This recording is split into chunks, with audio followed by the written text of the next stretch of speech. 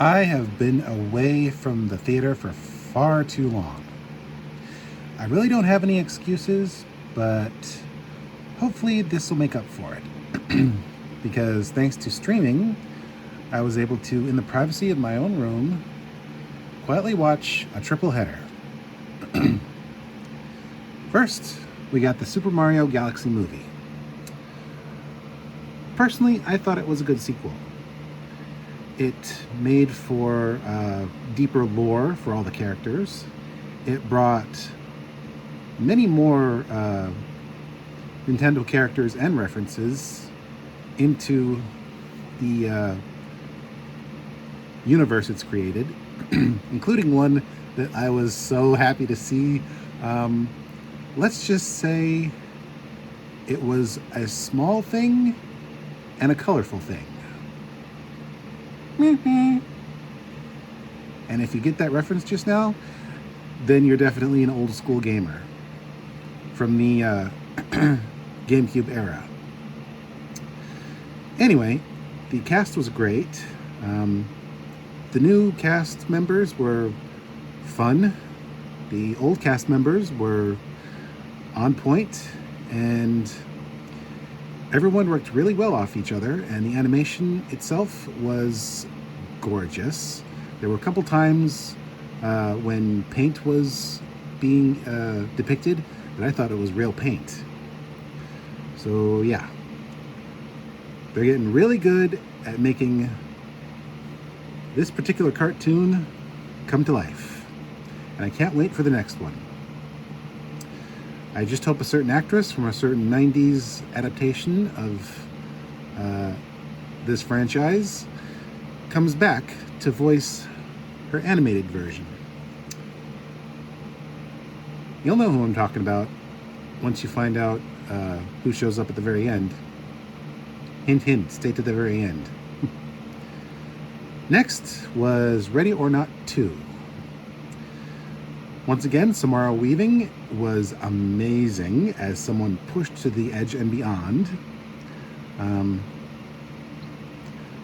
And she's joined by Catherine Newton, who's become quite the little screen queen. She might rival Jamie Lee Curtis eventually. Together, they made for a decent action duo, and their conflict throughout the film was very compelling.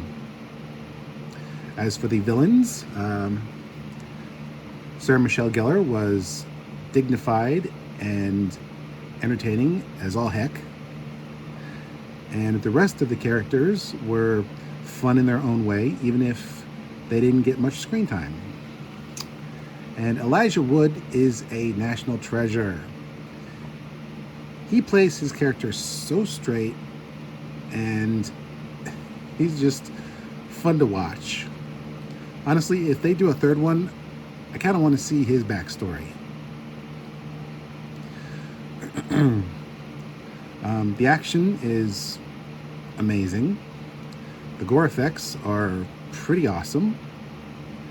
And the suspense throughout the film is fairly palpable. Though the ending was fairly definitive on this one. If they figure out a way to do a round 3 for Ready or Not, I'd like to see what they do. Because this one left me wanting more, but was still pretty satisfying. And then came orphaned grindhouse flick. They Will Kill You.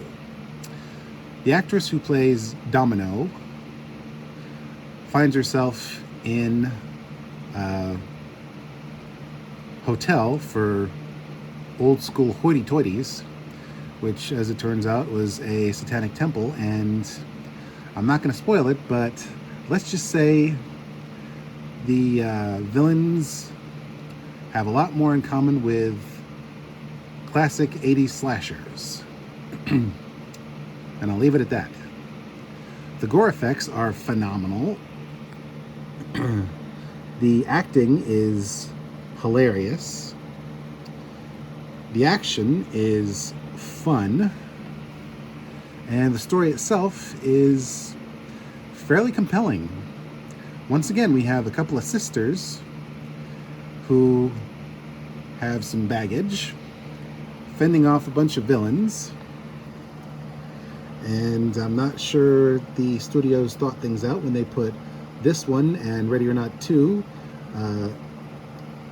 immediately following each other over 2 weeks, because I was getting some deja vu, with a couple exceptions. You'll know what I'm talking about when you see it. Overall, this film was equally satisfying, and like I said, it feels like an orphan grindhouse flick, especially the originals, Death Proof and Planet Terror. This would fit right in with those flicks, alongside Hobo with a Shotgun, the Machete films,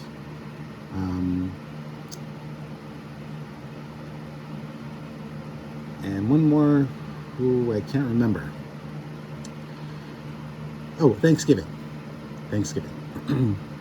Anyway, so yeah, this one was good too. And if you like over-the-top action and gore effects that are not out of place in a Japanese gore film like Machine Girl, then this one will be equally satisfying. And I hope to see more of its ilk, because the actress that played Domino is severely underrated, and she has a style that really carries the story. That's it for now. Sorry I didn't review these when they first came out, but let's just say things kind of snowballed for a long time, and hopefully I will be back in theaters to check out Mando and Grogu. This is Mr. J signing out and reminding you,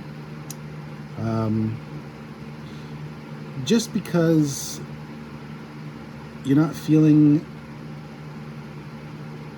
in sorts, if you're feeling out of sorts, there is one constant: a dark theater and a silver screen. And there's a reason movies are still around in theaters. It's an escape that we need now more than ever. Though streaming does add a certain flavor once in a while. Cheers, and see you back at the theater.